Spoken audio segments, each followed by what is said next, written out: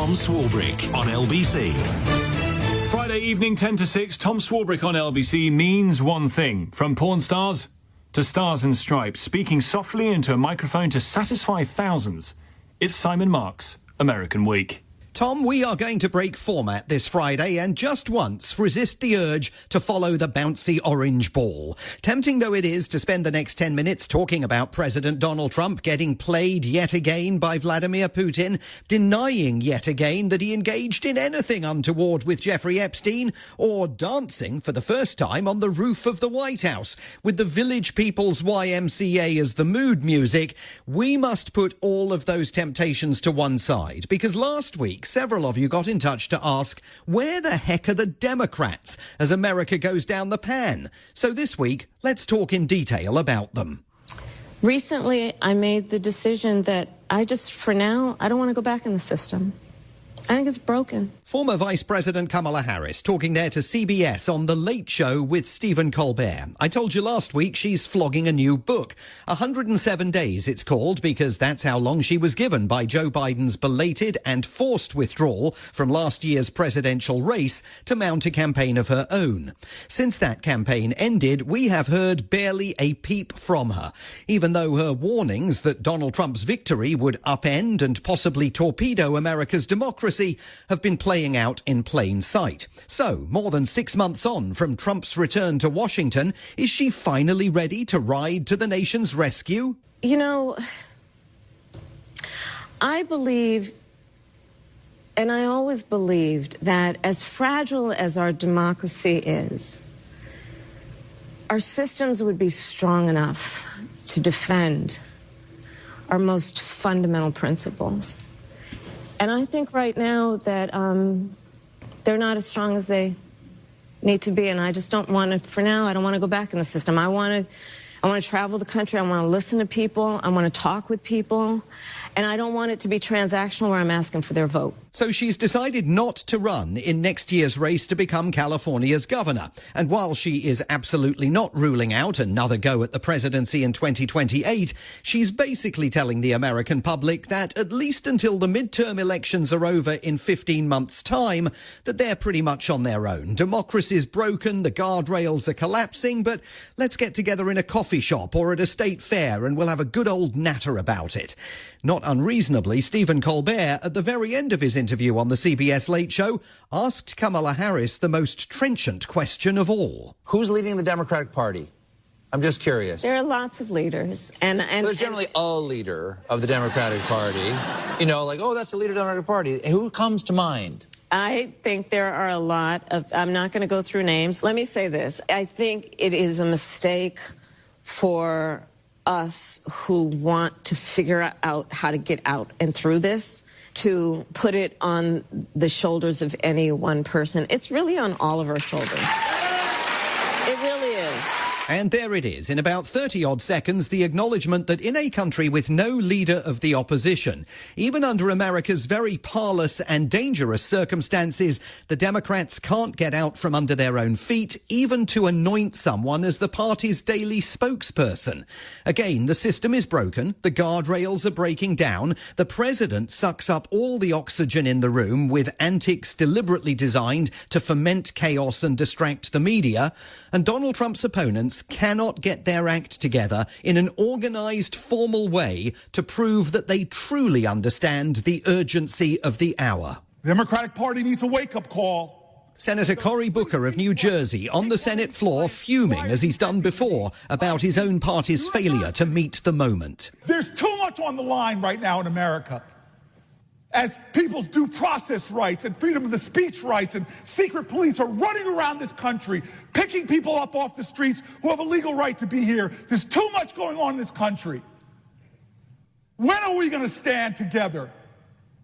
If we don't stand as Democrats, we deserve to lose. He even accused Democrats of complicity with the Trump administration. Well, this week, at least one group of his fellow party members decided enough was enough. This is State Representative James Tallarico from Texas. If you're seeing this video, my Democratic colleagues and I have just left our beloved state. Mr. Tallarico and more than 60 of his colleagues fled the Lone Star State rather than show up at a session of the state's legislature where Republicans have the votes to redraw the constituency maps of the state.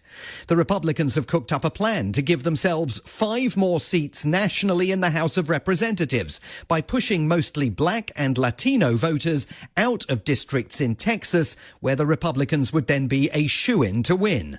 In an interview with CNBC, President Trump made this brazen claim. I won Texas. I got the highest vote in the history of Texas, and we are entitled to 5 more seats. That, of course, is not the way the voting system works. And Democrats like Mr. Tallarico decided it was time to bring the legislative session in Austin to a standstill. We're leaving the state, breaking quorum, and preventing Republicans from silencing our voices and rigging the next election. We are not fighting for the Democratic Party. We are fighting for the democratic process. It's interesting that he felt the need there to emphasise they're not acting to fight purely for their party.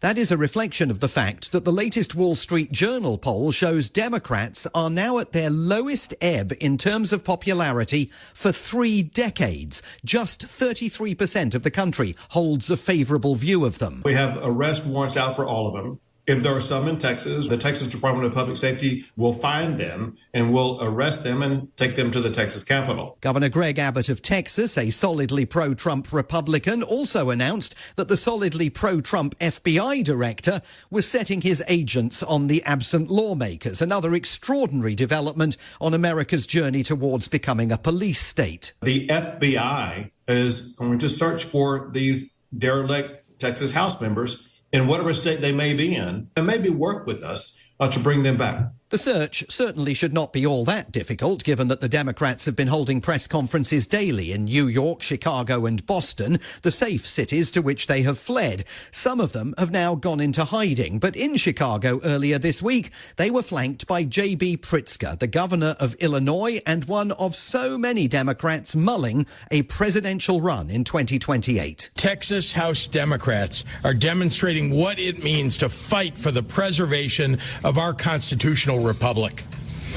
Donald Trump, Governor Abbott, they're headed toward a loss of the Congress in 2026. Of course, the Democrats have another weapon up their sleeves. If Donald Trump concocts 5 new congressional seats for Republicans in Texas, there is absolutely nothing to stop the Democrats in places like California, New York and Minnesota from similarly cooking the books, redrawing boundaries and coming up with new congressional seats for themselves.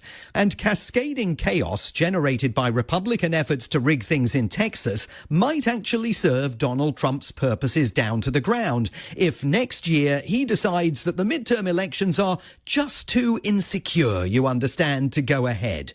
For any Democrat thinking of putting their head above the parapet and becoming the party's new standard bearer, there is one question that will not go away. It is asked every time any of them sits down for an interview. In this case, it was asked of Pete Buttigieg, Joe Biden's former transportation secretary, on NPR. There are also Republicans alleging that you and others in the administration did not say all you knew about President Biden's condition, how his age has affected him over time.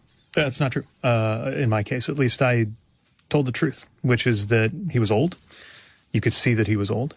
And also, when it came to my ability to do my job and have my boss, my president, support me in that job, I always got whatever I needed from him. Even now, you can argue that answer doesn't quite fit what we all know about Biden's decline last year.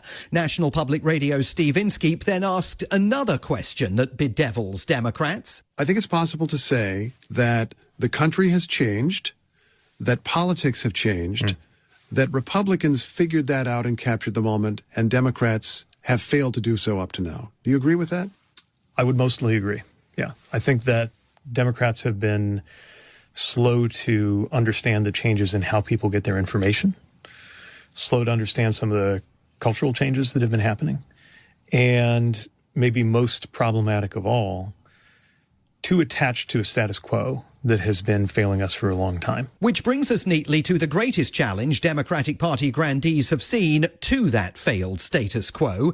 It's coming from Zoran Mamdani, the party's 33-year-old firebrand candidate to be the next mayor of New York City. My administration would be Donald Trump's worst nightmare. How else else can you describe a president who has sought to entertain suggestions of deporting me, of arresting me, of taking control of the city over the will of New Yorkers? Those are the actions of a president who is afraid of the fact that I will actually deliver in a manner where he is simply betrayed. Trump insists Mamdani is a communist who must be derailed. The man poised to become mayor of New York in November describes himself as a democratic socialist. To many younger Democrats, he looks like the kind of charismatic, populist, policy-driven man of the future that the party has long lacked. And yet he still faces considerable cross-currents from the Democratic Party's old guard, who on the one hand concede the American system is broken, but on the other hand, Tom, don't want to surrender the trappings of power, status and money that it continues to afford them. From Washington, D.C., Simon Marks, American Week.